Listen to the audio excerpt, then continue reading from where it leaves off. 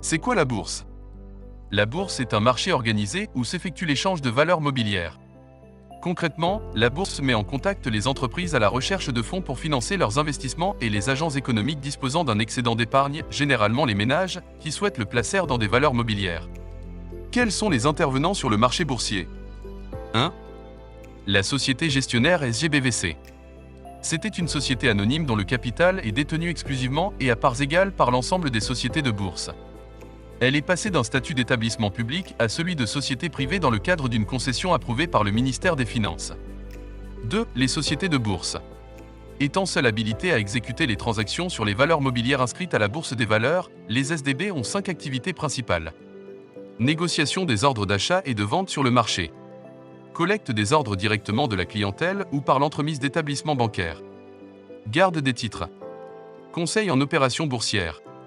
Gestion des portefeuilles de valeurs mobilières en vertu d'un mandat. 3. AMMC, Autorité marocaine du marché des capitaux. C'est un établissement public doté de la personnalité morale et de l'autonomie financière. Les missions de l'AMMC. S'assurer de la protection de l'épargne investie en instruments financiers. Veiller à l'égalité de traitement des épargnants, à la transparence et à l'intégrité du marché des capitaux et à l'information des investisseurs.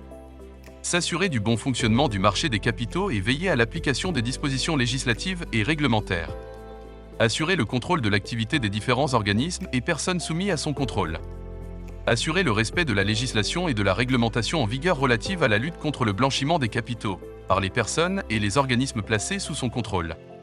Contribuer à la promotion de l'éducation financière des épargnants. Assister le gouvernement en matière de réglementation du marché des capitaux.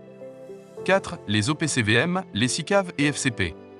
Les organismes de placement collectif en valeurs mobilières, appelés plus communément OPCVM, sont des instruments financiers qui ont pour vocation de collecter de l'épargne et d'investir les sommes recueillies dans des valeurs mobilières selon des critères bien définis. Ils offrent ainsi la possibilité tout investisseur d'accéder à un portefeuille de titres diversifiés gérés par des professionnels du marché. Que est-ce qu'un ordre de bourse? Un ordre de bourse est une instruction par laquelle vous autorisez votre intermédiaire financier à effectuer des opérations d'achat et de vente sur des valeurs cotées. À qui s'adresser? Pour passer un ordre de bourse, il faut au préalable être titulaire d'un compte auprès d'une banque ou d'une société de bourse. C'est l'intermédiaire financier qui se charge de l'exécution de l'ordre ainsi que de la tenue du compte, de l'encaissement des coupons et de l'envoi d'un avis d'opéré stipulant l'exécution de l'ordre de bourse. Que contient un ordre de bourse? Pour qu'un ordre de bourse soit exécuté, les informations ci-dessous doivent être indiquées. Le nom et prénom, ou raison sociale si c'est pour le compte d'une entreprise. Le numéro du compte à mouvementer. La date. La valeur concernée. Le sens de l'ordre, achat ou vente. La quantité, nombre de titres à céder ou à acquérir. Le prix d'exécution. La durée de validité de l'ordre.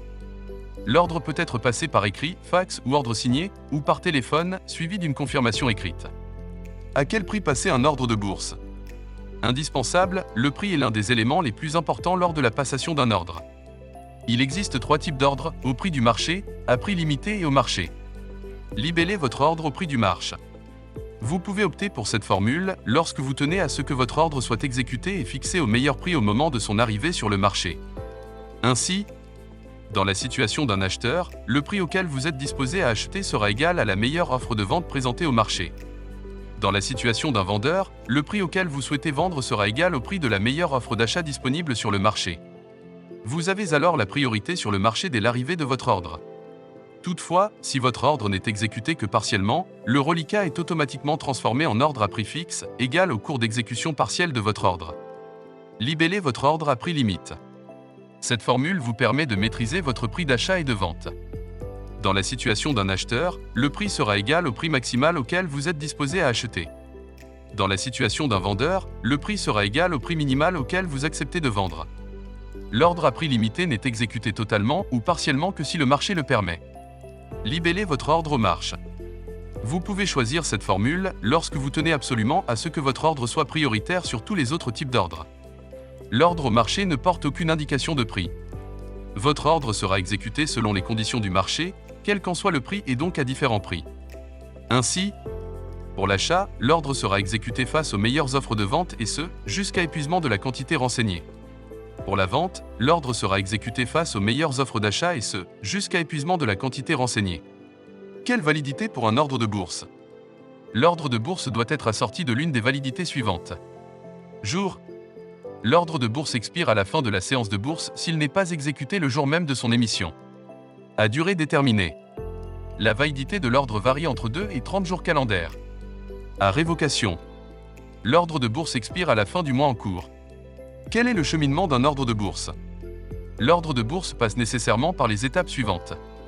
Envoi d'un ordre d'achat ou de vente à l'intermédiaire financier.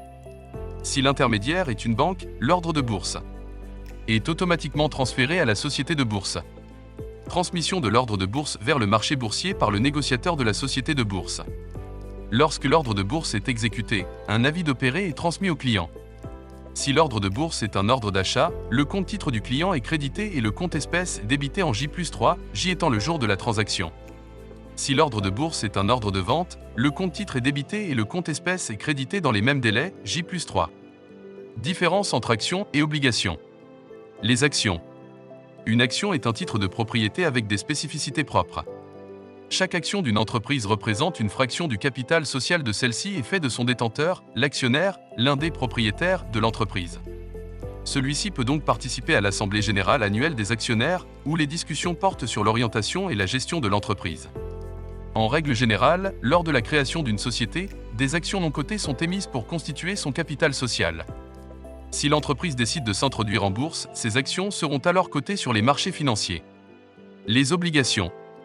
Une obligation n'est pas un titre de propriété mais un titre de créance. Là où une action est une part du capital social d'une entreprise, l'obligation est une part de la dette d'une entreprise que celle-ci s'engage à rembourser. Lorsqu'une entreprise émet un emprunt obligataire, elle décide de se tourner vers les marchés financiers pour obtenir un financement, plutôt que vers une banque, le rapport en termes de taux et de durée étant souvent plus intéressant.